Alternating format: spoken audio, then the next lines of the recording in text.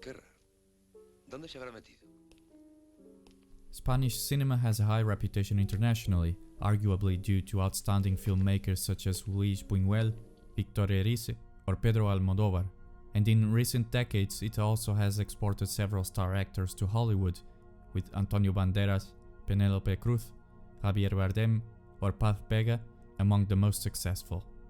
Additionally, it has produced overnight sensations for TV and theaters, with titles familiar to most people such as Money Heist, The Invisible Guest, Vis-a-Vis, Open Your Eyes, Rec, or Pan's Labyrinth, to cite a few.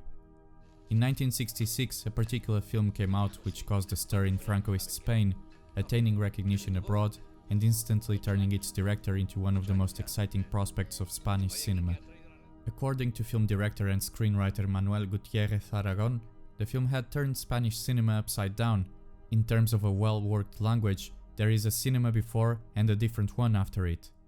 That film is called La Caza.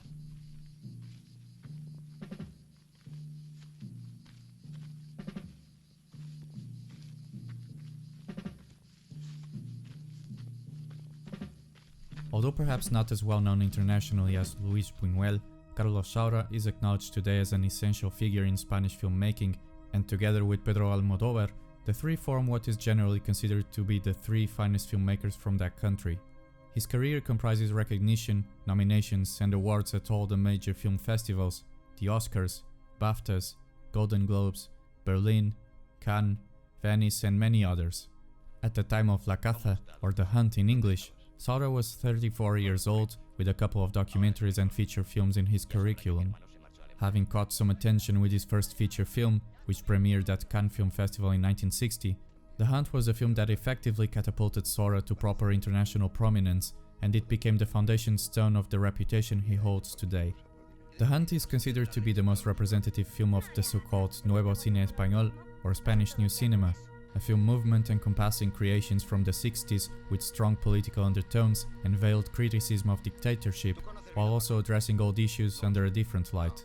Among its themes, it is perceived a clear estrangement and discontent towards the Iron Fist regime led by the dictator Francisco Franco, while acknowledging the recent history of Spain as a wound that remained open and unengaged.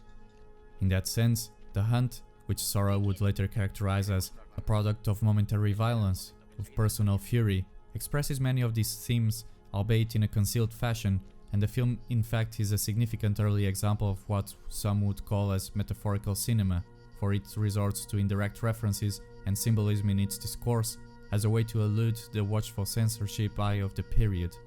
A synopsis of The Hunt can briefly describe the film as depicting a rabbit hunt as an excuse for three middle-aged friends and veterans to reunite after a long time apart, being joined also by a younger relative of one of the friends.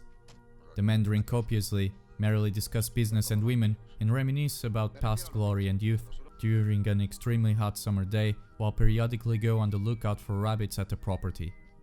Much like in Renoir's The Rules of the Game and in Angelopoulos' The Hunters, though initial impressions are indication of merry conviviality and a gathering in friendly terms, the facade is slowly worn out as small, apparently harmless cracks progressively threaten to shatter the entire edifice of pretense. A particular theme that traverses the film in a conspicuous manner is the aspect of aging and decay, a concern for the bodily wearing that comes with time and that regularly preoccupies some of its characters, in outwardly and intimate fashion, and ostensibly paralleling the also fossilized and decrepit dictatorship. The contrast between the three friends and their youthful companion, as well as with the much younger wives they boast about, together with the presence of the teenage niece of the caretaker, all reflect and feed on the concerns that their prime might have already passed, and that decline is now the only certainty to be expected.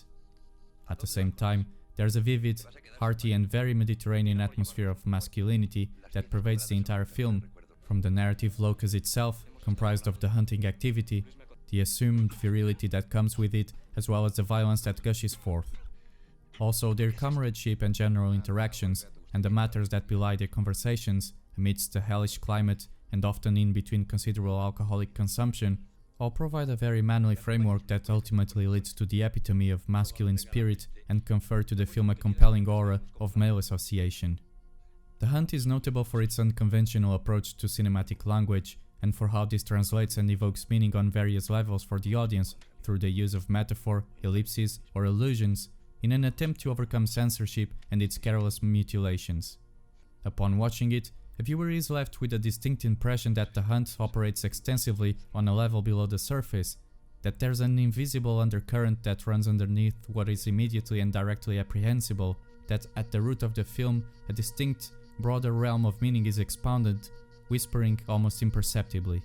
Effectively, The Hunt puts forth two elements that would continue to characterize Saura's filmography afterwards, the first being metaphor and the second being memory, a sensitive issue due to Spain's tumultuous past. For this reason, the authorities naturally were suspicious of Saura's intentions and came to distrust his cinematic style, as he eventually came to be recognized as the embodiment of cinematic dissidence within Franco's Spain.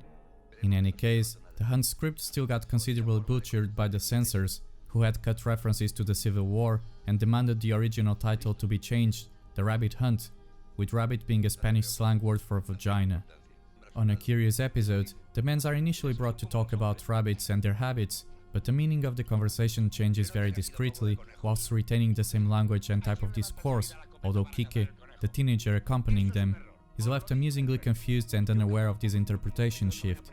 Nevertheless, and despite the fact that many indirect references remained in the dialogue, Saura managed to disclose other layers of meaning quite successfully through the film's visuals, the most obvious being the confrontation between past and present Spain, exemplified by the cave with the skeleton, and the eluding of Civil War's massive bloodshed through the systematic and brutal hunting scenes that similarly echo Renoir's apparent prediction of the world's conflagration shortly before World War II in the rules of the game, also through a disquieting and prolonged hunting sequence.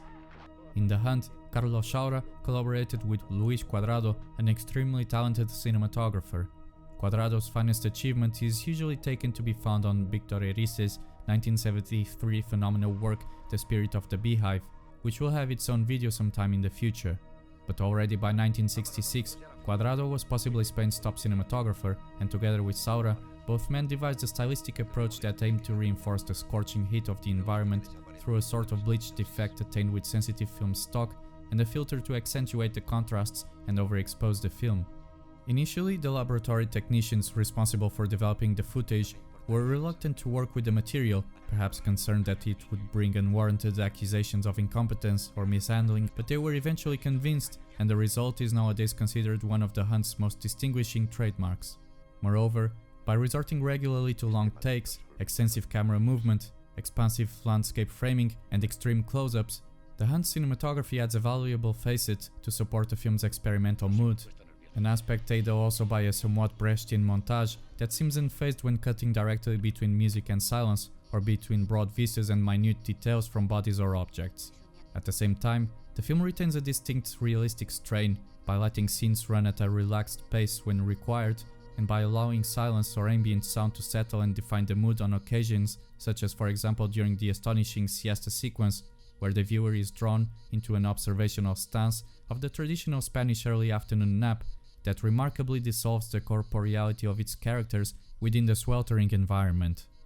Another highlight is the brisky montage sequence of the gun assembling and testing by the hunters that enthralls with its rhythm and concatenation, displaying a surprisingly modern flavor to it. Adding to that, the use of inner monologue by various characters in a fashion that brings to mind Celan's grandiose Once Upon a Time in Anatolia, and one is therefore definitely assured to be present in front of an indisputably meaningful and utterly fascinating cinematic work. The Hunt would end up yielding a Silver Bear Award for Best Director at the Berlin Film Festival the year it was exhibited, and is today considered a fundamental piece of Saura's filmography. One may acknowledge the influence it had on two other cherished Spanish films from the 70s, in which a substantial part of the plot revolves around the hunt as well, namely Berlanga's The National Shotgun and Borau's Poachers, two classic films on their own. For all the reasons cited during this essay, La Caza is therefore understood to be an essential film in the history of Spanish cinema, and a very significant work of the 1960s European cinema that should belong to every cinephile's watch list. Expect future ventures into cinema from Spain and from all around the world on upcoming videos, and as always, thank you for listening and see you next time.